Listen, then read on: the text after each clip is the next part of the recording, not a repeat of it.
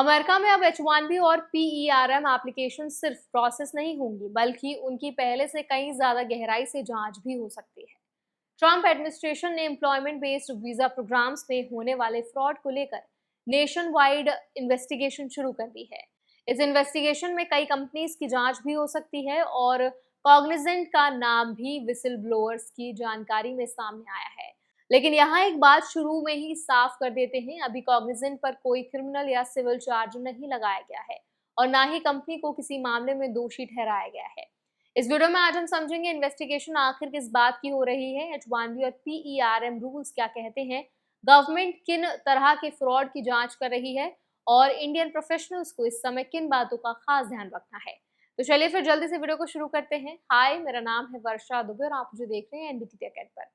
इस इन्वेस्टिगेशन की घोषणा 8 जुलाई को अमेरिका के department of labour office of inspector general यानी OIG ने की। एजेंसी का कहना है कि देश भर में H-1B और PERM प्रोग्राम से जुड़े फ्रॉड की जांच की जाएगी। इसके लिए कई सफुनास पहले ही जारी किए जा चुके हैं और विसिल ब्लोअर्स से भी जानकारी ली जा रही है। Investigation vice president JD Vance के task force to eliminate fraud के तहत की जा रही है, जिसका मकसद एम्प्लॉयमेंट बेस्ड वीजा सिस्टम में होने वाले गलत इस्तेमाल पर कार्रवाई करना है। अब सवाल है कि जांच किन मामलों में हो रही है।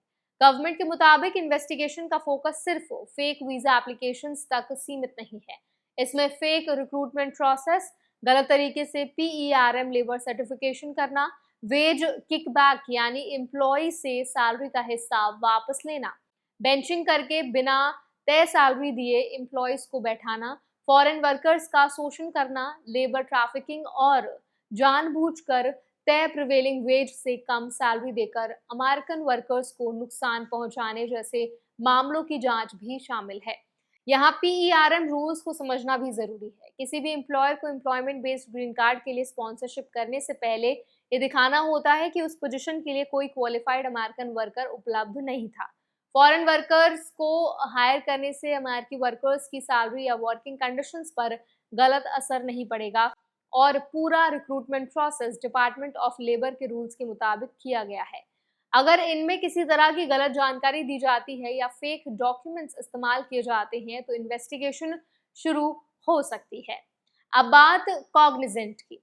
डिपार्टमेंट ऑफ लेबर के इंस्पेक्टर जनरल एंथनी PD एस्टोपिस्टो ने एक इंटरव्यू में कहा कि विसिल ब्लोअर्स की बातचीत में कॉग्निजेंट जैसी बड़ी कंपनीज का नाम सामने आया है, लेकिन इसका मतलब ये बिल्कुल नहीं है कि कंपनी के खिलाफ कोई आरोप साबित हो गया है। अभी तक ना तो कोई चार्ज लगाया गया है और ना ही किसी कोर्ट ने किसी तरह की गलती मानी है।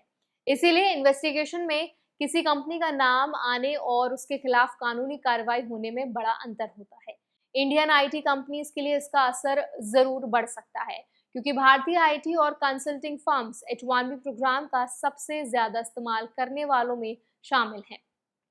अगर एनफोर्समेंट बढ़ती है तो कंपनीज को ज्यादा कंप्लायंस करना पड़ सकता है, रिक्रूटमेंट रिकॉर्ड ज्यादा डिटेल में रखने होंगे, वेज रूल्स का और सख्ती से पालन करना होगा और वीजा एप्लीकेशंस की प्रोसेसिंग में भी ज्यादा समय लग सकता है। यानी जेन्युइन कंपनीज के लिए भी डॉक्यूमेंटेशन पहले से ज्यादा इंपॉर्टेंट हो जाएगा। अगर आप H-1B पर काम कर रहे हैं तो इस इन्वेस्टिगेशन का मतलब ये नहीं है कि आपका वीजा खतरे में है। अगर आपका एम्प्लॉयर रूल्स फॉलो करता है, आपकी जॉब वही है जो पिटिशन में बताई गई है, सैलरी तय किए गए वेज रूल्स के मुताबिक मिल रही है और आपके डॉक्यूमेंट सही हैं, तो सिर्फ इन्वेस्टिगेशन शुरू होने से आपके स्टेटस पर कोई असर नहीं पड़ता।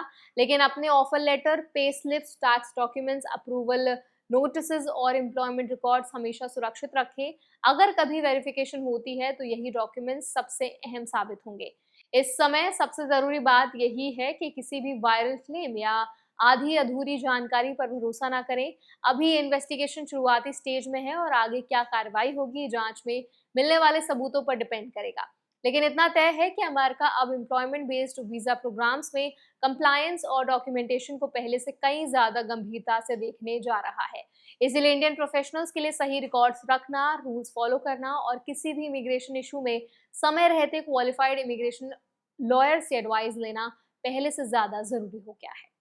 तो आई होप ये वीडियो आपके लिए हेल्पफुल रही होगी। अब इस पूरे वीडियो पर आपका क्या टेक है कमेंट्स में शेयर करें। ऐसे और वीडियोस के लिए हमारे चैनल एनबीटी टेक को भी जरूर सब्सक्राइब करें।